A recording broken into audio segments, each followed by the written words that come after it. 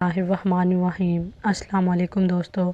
حضرت امام جعفر صادق علیہ السلام سے منقول ہے کہ حضرت ادریس علیہ السلام کی پیغمبری کی ابتدا یوں ہوئی کہ ان کے زمانے میں ایک ظالم بادشاہ تھا۔ ایک روز وہ سیر و تفریح کے لیے نکلا۔ اس کا گزر ایک زمین سرسبز پر سے ہوا جو اللہ تعالیٰ کے خالص مومن کی زمین تھی، جس نے دین باطل کو ترک کر کے اہل باطل سے بیزاری اور علیحدگی اختیار کر لی تھی۔ بادشاہ کو وہ زمین پسند آئی۔ وزیروں سے پوچھا کہ یہ کس کی زمین ہے؟ انہوں نے بتایا کہ فلاں مومن کی ہے جو آپ کی رعایا میں سے ہے۔ بادشاہ نے اس کو بلوایا اور اس سے زمین لینے کی خواہش کی۔ اس نے کہا، میرے بال بچے تجھ سے زیادہ اس زمین کے محتاج ہیں۔ بادشاہ نے کہا، اس زمین کی قیمت لے کر مجھے دے دو۔ اس نے کہا، نہ میں فروخت کروں گا اور نہ یوں ہی بغیر قیمت کے دوں گا، اس کا ذکر ہی چھوڑ دو۔ بادشاہ کو غصہ آیا اور اس کے تیور بگڑ گئے۔ اسی حالت میں غضبناک اور متفکر واپس ہوا۔ اس کی ایک زوجہ ہزارکا میں سے تھی۔ اس عورت نے بادشاہ کو بہت غضبناک دیکھا۔ پوچھا، اے بادشاہ، کون سا ایسا معاملہ ہوا ہے کہ آپ اس قدر غصے میں ہیں؟ بادشاہ نے زمین کا قصہ اس سے بیان کیا۔ اس عورت نے کہا، اے بادشاہ، غم وہ کرتا ہے اور غصے میں پیچ و تاب وہ کھاتا ہے جس کو انتقام و تغیر کی طاقت نہیں ہوتی۔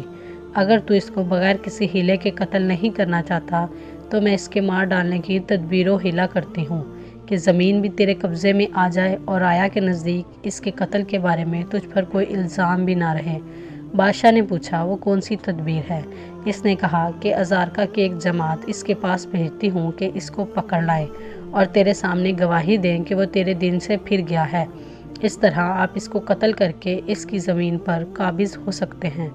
بادشاہ نے کہا، اچھا ایسا ہی کرو۔ ہزارکا میں سے کچھ اشخاص اس عورت کے دین پر تھے جو مومنین کا قتل حلال جانتے تھے۔ اس نے ان کو طلب کیا۔ انہوں نے بادشاہ کے سامنے گواہی دی کہ وہ بادشاہ کے دین سے منحرف ہو گیا ہے۔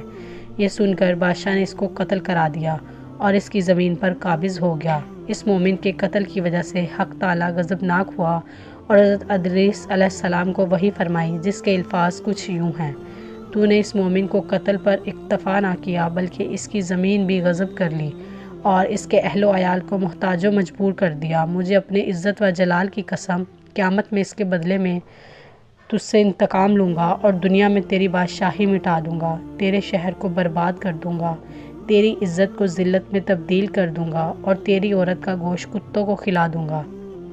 کیا میرے صبر اور برداشت نے جو تیرے امتحان کا باعث تھا تجھ کو مغرور کر دیا ہے؟ حضرت ادریس علیہ السلام اس کے دربار میں پہنچے جبکہ وہ دربار میں بیٹھا ہوا تھا اور اس کے گرد اس کے اصحاب بیٹھے ہوئے تھے۔ آپ نے اس سے فرمایا، اے جبار، میں خدا کا رسول ہوں۔ پھر اسے اللہ تعالیٰ کا پیغام پہنچایا۔ اس نے کہا، اے ادریس علیہ السلام، میرے دربار سے نکل جاؤ، میرے ہاتھ سے اپنی جان نہ بچا سکو گے۔ پھر اس عورت کو بلایا اور ادریس علیہ السلام کی گفتگو بیان کی۔ اس نے کہا، ادریس علیہ السلام کے خدا کی رسالت سے خوف مت کر، میں کسی کو بھیج کر ادریس علیہ السلام کو قتل کرائے دیتی ہوں تاکہ اس کے خدا کی رسالت باطل ہو جائے۔ بادشاہ نے کہا، ایسا ہی کرو۔ حضرت ادریس علیہ السلام کے پیروکاروں میں سے چند اصحاب تھے جو ان کی مجلس میں حاضر ہوا کرتے تھے۔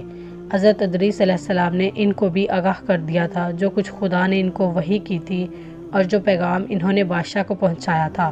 وہ حضرت ادریس علیہ السلام کے بارے میں خوف زدہ ہوئے کہ اب حضرت ادریس علیہ السلام کو وہ سب قتل کر دیں گے۔ اس عورت نے ہزارکا کے 40 آدمیوں کو ادریس علیہ السلام کو قتل کرنے کے لیے بھیجا۔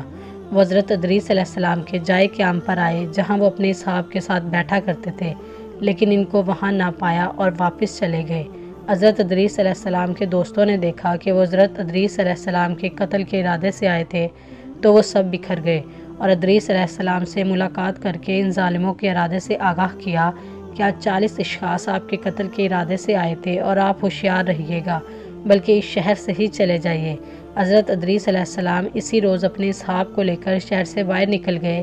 صبح کو خدا سے دعا کی کہ پالنے والے، تو نے مجھے اس ظالم کے پاس بھیجا، میں نے تیرا پیغام اس کو پہنچایا، اس نے مجھے قتل کی دھمکی دی اور اب مجھے مار ڈالنے کے در پہ ہے۔ خدا نے وحی فرمائی کہ تم اس سے علیحدہ رہو، مجھے اس کے ساتھ چھوڑ دو۔ مجھے اپنی عزت کی قسم، میں اپنا حکم اس پر جاری کروں گا اور تمہاری بات اور اپنی رسالت سچ کر دکھاؤں گا۔ ادریس علیہ السلام نے عرض کی، پالنے والے میری ایک حاجت ہے۔ خدا نے فرمایا بیان کرو، میں تمہاری حاجت پوری کروں گا۔ عرض کی جب تک میں نہ عرض کروں ان پر بارش نہ ہو۔ خدا نے فرمایا اے ادریس علیہ السلام، ان کے شہر تباہ ہو جائیں گے اور لوگ بھوکے مر جائیں گے۔ ادریس علیہ السلام نے کہا جو کچھ ہو میری تو یہی التجا ہے۔ خدا نے فرمایا اچھا منظور ہے، جب تک تم دعا نہ کرو گے ان کے لیے بارش نہ ہوگی، اور میں سب سے زیادہ اپنے عہد کو پورا کرنے کا سزاوار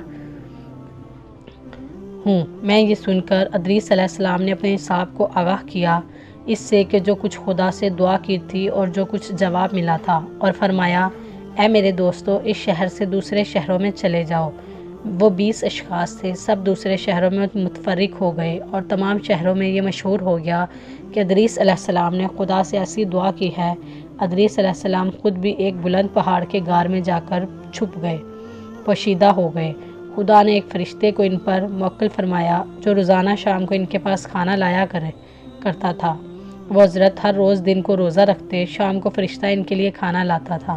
ادھر خدا نے اس بادشاہ جبار کی حکومت برباد کر دی، قتل کر دیا گیا، اس کا شہر مٹا دیا گیا، اور اس کی عورت کا گوشت کتوں نے کھایا، اس سبب سے کہ اس مومن پر اس نے ظلم کیا تھا۔ پھر اس شہر میں ایک دوسرا ظالم سرکشی کرنے والا پیدا ہوا۔ اسی طرح 20 سال گزر گئے، ایک قطرہ پانی کا نہ برسا۔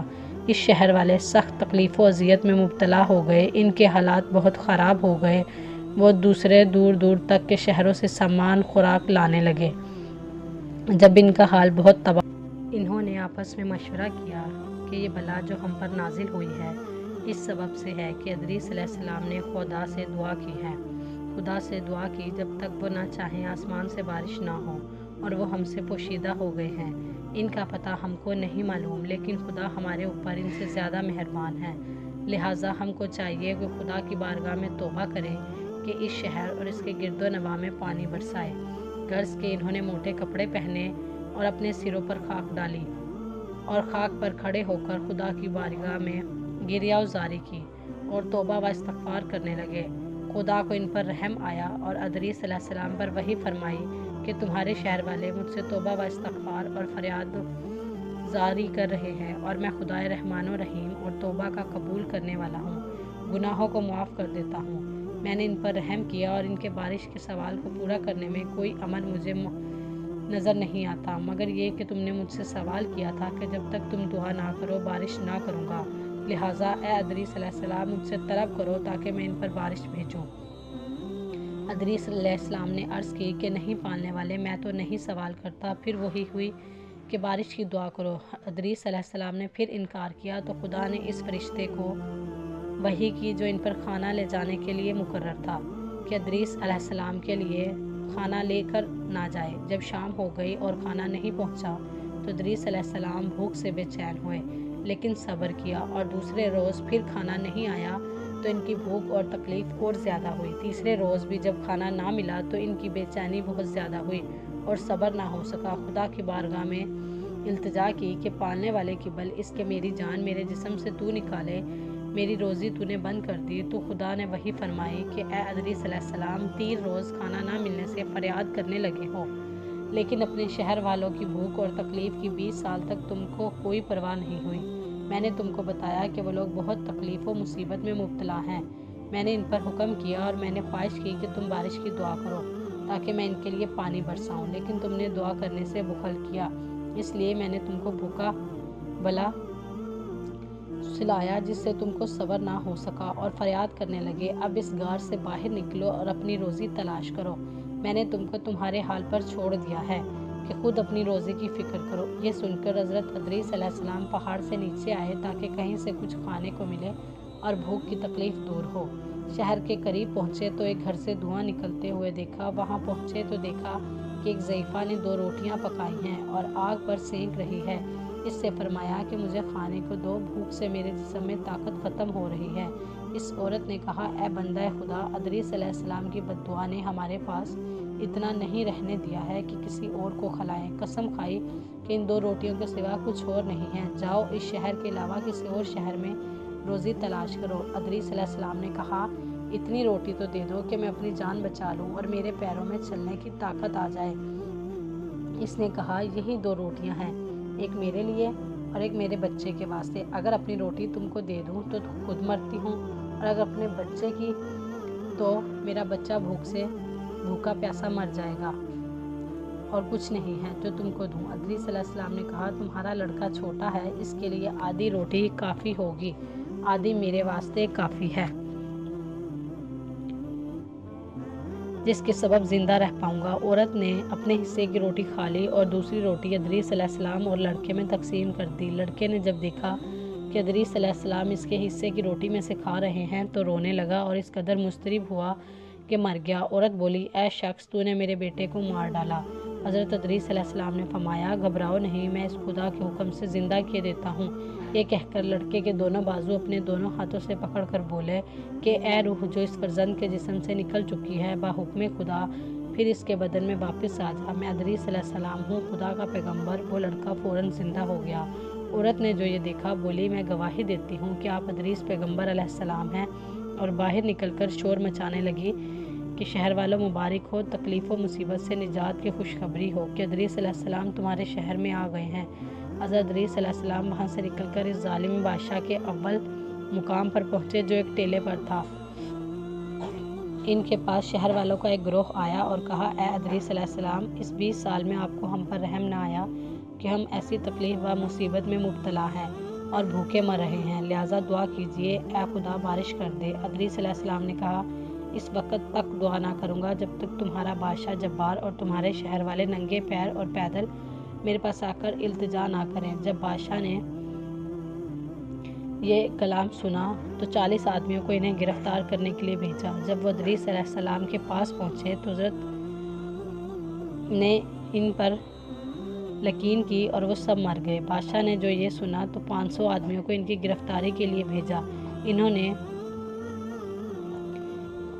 آ کر کہا ہم آپ کے لینے آئے ہیں، آپ کو بادشاہ کے پاس لے چلے۔ حضرت ادریس علیہ السلام نے فرمایا کہ ان 40 آدمیوں کو دیکھو جو تم سے پہلے مجھے لے جانے کے لیے آئے تھے کہ کس طرح مرے ہوئے پڑے ہیں، اگر تم لوگ واپس نہ جاؤ گے تو تمہارا بھی یہی حشر ہوگا۔